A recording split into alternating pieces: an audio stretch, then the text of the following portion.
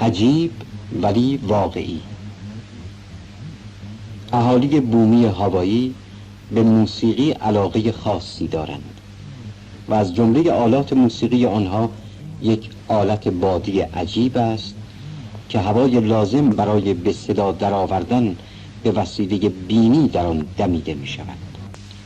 بررسی‌های انجام شده نشان می‌دهد که چنانچه بهره برداری از جنگل‌های مناطق حاره به همین روش و سرعت ادامه پیدا کند، تا 40 سال دیگر اصلاً جنگل در این منطقه پردرخت جهان وجود نخواهد داشت.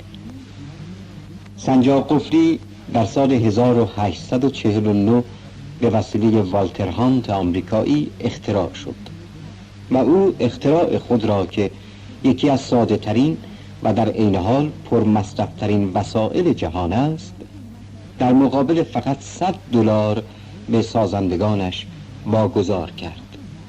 خفاش‌ها حیوانات عجیبی هستند که هر روز درباره زندگانی آنها نکات جدیدی کشف می شود. از جمله خصوصیات جالب این حیوان یکی هم این است که خفاش‌ها نوزادان خود را در هنگام پرواز شیر می دهند. در سال 1935 کشتی اسپانیایی کوردیلرا که به ونزوئلا می رفت و با خود 12 گاو جنگی را حمل می کرد، در وسط اقیانوس دچار طوفان گردید. این حیوانات پس از شکستن نرده‌های انبارها، در حالی که از شدت خشم دیوانه شده بودند، خود را به عرشه کشتی رساندند. اما حضور یک گاوباز معروف در کشتی باعث شد که از بروز یک فاجعه جلوگیری شود و اوضاع تحت کنترل درآید. او خود یک پارچه قرمز رنگ به دست گرفت و چند پارچه دیگر را به دست ملوانان کشتی داد و طی یک مانور ماهرانه و جالب گاوها را به طرف انبارها هدایت کرد. پس از کشاندن آنها به داخل انبارها درها را بستند و همگی نفس راحتی کشیدند. دریاچه سیرکونیو در یوگسلاوی را باید عجیبترین دریاچه جهان دانست، زیرا این دریاچه به تناوب خشک و پرآب می شود. در اوایل سال باران و آبهایی که از طریق سوراخ‌های کف دریاچه به آن می‌ریزند باعث تشکیل دریاچه‌ای به مساحت متغیر بین 21 تا 56 کیلومتر و عمق 5 متر می‌گردند. اما در صورتی که بارندگی زیاد نباشد، دریاچه تابستان‌ها خشک می‌شود، به طوری که کشاورزان در این ماه‌ها از آن به عنوان زمین زراعتی استفاده می‌کنند.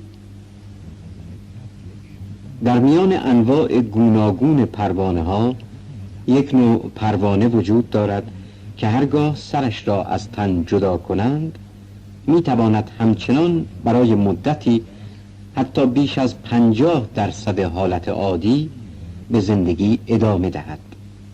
البته در این مدت او یک زندگی گیاهی خواهد داشت. اولین دایره المعارف جهان که موضوعات در آن بر حسب حروف الفبا تنظیم و تألیف شده بود، بیلیوتکا اونیورسال نام داشت که یک ایتالیایی به نام کورونلی تألیف کرده بود. از سال 1701 تا 1709 7 جلد آن چاپ و منتشر شد. تا قبل از آن تاریخ دایره المعارف های متعددی در جهان چاپ شده بود که همه به ترتیب موضوع بود، نه مطابق رسم امروز از روی الفبا. مردم چین باستان عقیده داشتند که ارواح فقط در خط مستقیم و در ارتفاعی کمتر از 100 پا حدود 30 متر حرکت می کنند. به همین دلیل هم دروازه های بزرگ شهر پکن را به ارتفاع 99 پا حدود 29.7 متر ساختند تا جلوی حرکت ارواح خوب را که میخواهند وارد پایتخت چین شوند سد نکند. صفحه 112. کوچک و خواندنی. تلافی مستأجر. مردی به یک مؤسسه پرورش حشرات و حیوانات کوچک رفت و گفت: لطفاً به من 20 موش، 40-50 عنکبوت و 60-70 سوسک بدهید. مدیر مؤسسه نگاهی به او کرد و گفت می‌خواهید روی این حیوانات آزمایش پزشکی بکنید؟ مرد جواب داد خیر، من چند سال قبل خانه خرابه‌ای اجاره کردم و پس از تمیز کردن آن در آنجا اقامت کردم. حالا صاحب خانه می‌خواهد مرا بیرون کند.